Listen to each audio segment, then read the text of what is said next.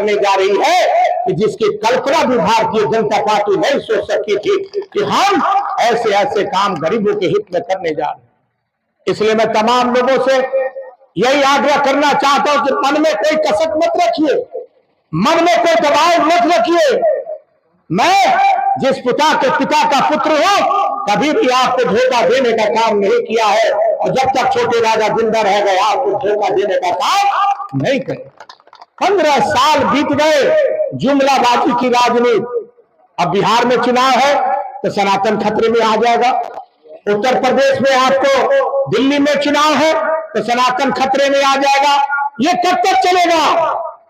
यहाँ की जनता को चाहिए व्यवस्था, यहाँ की जनता को चाहिए नौजवान बेरोजगारों को रोजगार देना, यहाँ की जनता को चाहिए माता बहनों का सम्मान देना, जो हमारी सरकार ने देने का काम किया है।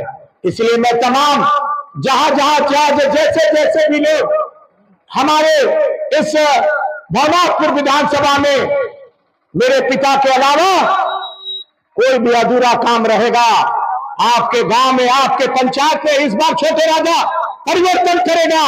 आपके गांव में जाएगा, आपके पंचायत में जाकर बैठ करके समस्या का समाधान करने का काम करेगा। इस बात को मैं कहना चाहता हूं। इसलिए मुझे जो आशीर्वाद आपके दिया है, कहते हैं भानु जी कि एक वोट में 5 विधायक, और छोटे राजा कहता हो कि एक वोट में 1,47,000 विधायक हमारे इस भवनाथपुर विधानसभा में है। इस बात को मैं कहना चाहता हूं।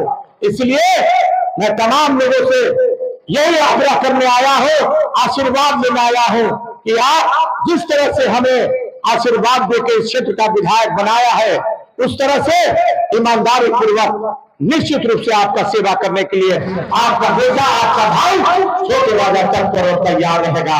इन्हीं चंद शब्दों के साथ हृदय से आपका धन्यवाद देना चाहता हूं। और अगला कार्यक्रम ये प्रखंड का कार्यक्रम है। प्रखंड मुख्यालय में मां भगवती का दर्शन करना था।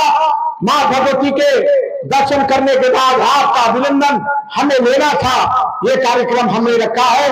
और जब विधानसभा का वोट हो जाएगा, विधानसभा का 9 से 12 तारीख को वोट होने के बाद एक कार्यक्रम प्रखंड स्तरीय, पंचायत स्तरीय हम लोग रखेंगे, और पंचायत स्तरीय में आभार यात्रा हम लोग लिखाएंगे, और जहां जिसकी समस्या है उसके समाधान के लिए तत्पर और तैयार रहेंगे।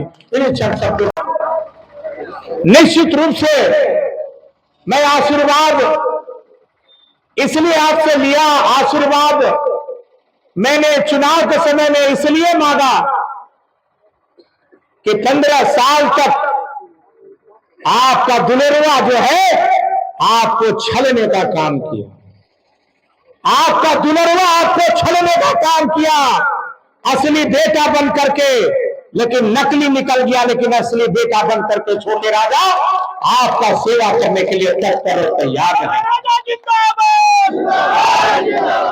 मैं इस बात को इसलिए कहना चाहता हूं कि हमारे पूर्वजों ने मान सम्मान और प्रतिष्ठा की राजनीति की। आज 4000 एकड़ जमीन में किसने एशिया का सबसे बड़ा क्रेशर प्लांट लगवाया? भैया शंकर प्रताप देव मानिक बच्चा जी ने लगवाया। चतरिया डैम किसने बनवाया? भैया शंकर प्रताप देव मानिक बच्चा जी ने बनवाया, और उनका बेटा है 1320 मेगावाट का पावर प्लांट लगाकर नौजवानों को व्यवस्था देने का काम करेगा। मैंने जब चुनाव 2009 में लड़ा था, 2009 में आपका आशीर्वाद मिला था। मुझे कोई पूछा नहीं था कि पावर प्लांट लगा रहे हैं कि आप सीमेंट फैक्ट्री लगवा रहे हैं। मैंने कल्पना किया था कि जिस तरह से मेरे पिता क्रेशर प्लांट लगवाए और बंद के कगार पे है, छोटे राजा पावर प्लांट लगा के यहाँ के नौजवानों को व्यवस्था देने का काम करेगा। है हमारी माता बहनें, मैं झारखंड मुक्ति मोर्चा इंडिया गठबंधन का उम्मीदवार बन के आया था। हेमंत सोरेन जी ने मैया सम्मान योजना का ख्याल रखते हुए झारखंड की गरीब महिलाओं को 1-1 हजार रुपया सहयोग राशि देने का काम किया। जैसे ही चुनाव झारखंड में हमारी सरकार बनी, माननीय मुख्यमंत्री जी शपथ ग्रहण लिए और माननीय मुख्यमंत्री शपथ ग्रहण के लेने के बाद जो घोषणा उन्होंने किया था कि 1000 से 2500 रुपया कर देंगे, दिसंबर हो गया है, आ गया है और बहुत जल्द आपको 2500 रुपया मिलने का मुहर लगा दिया। ये किसने किया? इस राज्य के मुखिया, इस राज्य के मुख्यमंत्री हेमंत सोरेन ने किया है। और एक बात मैं बता देना चाहता हूं झारखंड के वासियों को, इस राज्य की मुखिया और हमारी शेरनी नेत्री इस राज्य की कल्पना सोरेन जी तकदीर और तस्वीर झारखंड का बदलने जा रहे हैं और ऐसा काम, ऐसा गरीबों का काम हमारी झारखंड सरकार, माननीय हेमंत सोरेन की सरकार करने जा रही है कि जिसकी कल्पना भी भारतीय जनता पार्टी नहीं सोच सकी थी कि हम ऐसे काम गरीबों के हित में करने जा रहे हैं। इसलिए मैं तमाम लोगों से यही आग्रह करना चाहता हूं कि मन में कोई कसक मत रखिए, मन में कोई दबाव मत रखिए। मैं जिस पिता का पुत्र हूं, कभी भी आपको धोखा देने का काम नहीं किया है और जब तक छोटे राजा जिंदा रह गए आपको धोखा देने का काम नहीं करे।